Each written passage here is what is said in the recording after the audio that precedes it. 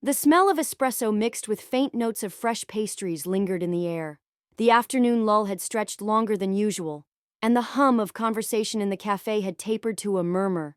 For Dana, the shift felt like a marathon. Every tick of the clock seemed to slow. Every clink of cutlery was just another reminder that she'd been on her feet for hours. She wiped the last table by the window and checked her phone. Just one more hour. Rent was due in 2 days, and her phone bill sat unpaid. Tips that day had been pitiful, mostly small change tossed half-heartedly onto the table by busy patrons who never looked up from their phones. Dana exhaled, pulled her hair into a tighter ponytail and grabbed the order pad. Her manager, an older woman with tired eyes, gave her a glance as if to say, "Hang in there." But Dana was already on autopilot. Then, the bell above the door rang. The sound startled her back into focus. A young man stepped in, tall, lean, dressed in a plain shirt and slacks that made him look effortlessly put together. 2 men followed close behind, blending almost too well into the backdrop, their sharp eyes taking in every corner of the room. The cafe wasn't exactly a hotspot for high-profile guests. It wasn't the kind of place where you'd expect celebrities, let alone someone who came with what looked like security. For a moment, Dana froze, her pen hanging over the pad. But professionalism kicked in, and she walked toward the table in the far corner where the young man had settled. "Good afternoon," Dana said, trying to muster her best smile. "Can I get you something to start?"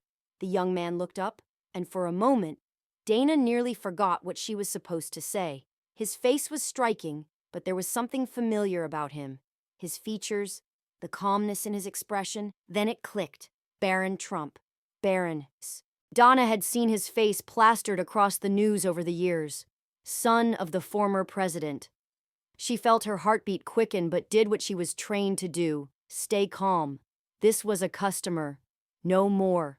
No less.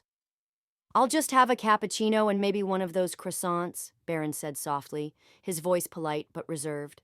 "Absolutely. Anything else?" He shook his head. "That'll be perfect. Thank you." His words were simple, but his tone carried something Dana couldn't put her finger on. Kindness, maybe. Or just sincerity. She scribbled the order, turned back toward the counter, and tried to shake off the flutter in her chest. She wasn't sure if it was nerves or exhaustion, but something about this moment stuck with her. As Dana prepared the coffee, she couldn't help but glance back toward the corner table. Little did she know, this small interaction was about to turn her entire day, maybe her week, on its head. Minutes passed. Barron sat quietly, his posture straight, but not stiff. He wasn't scrolling on a phone or typing away on a laptop like most patrons. He simply stared out the window at the street beyond, lost in thought. Occasionally, he sipped water from the glass she had dropped off earlier.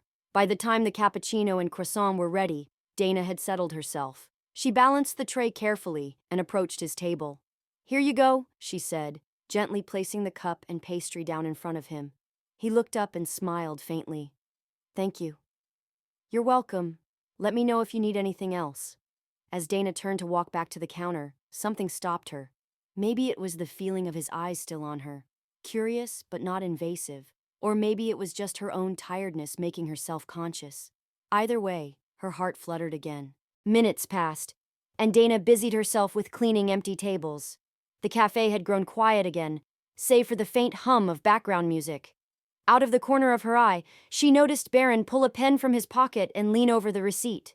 He scribbled something quickly, almost as if he didn't want anyone to notice, folded the paper neatly, and tucked it beneath the empty coffee cup. Then, he stood, gathering his phone and coat.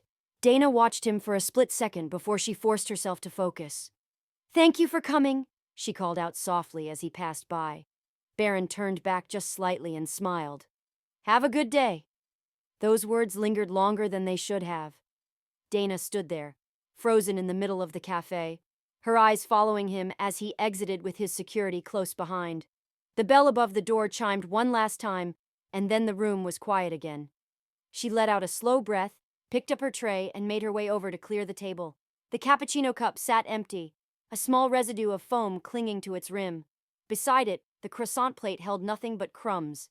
And there it was, the receipt. Dana picked it up carefully, the folded paper feeling heavier than it should have been. Her first thought was of the tip. Maybe it would be generous, But that wasn't uncommon with wealthy customers. They often threw money around to make up for their lack of interaction. But as she unfolded the receipt, the air in her chest vanished.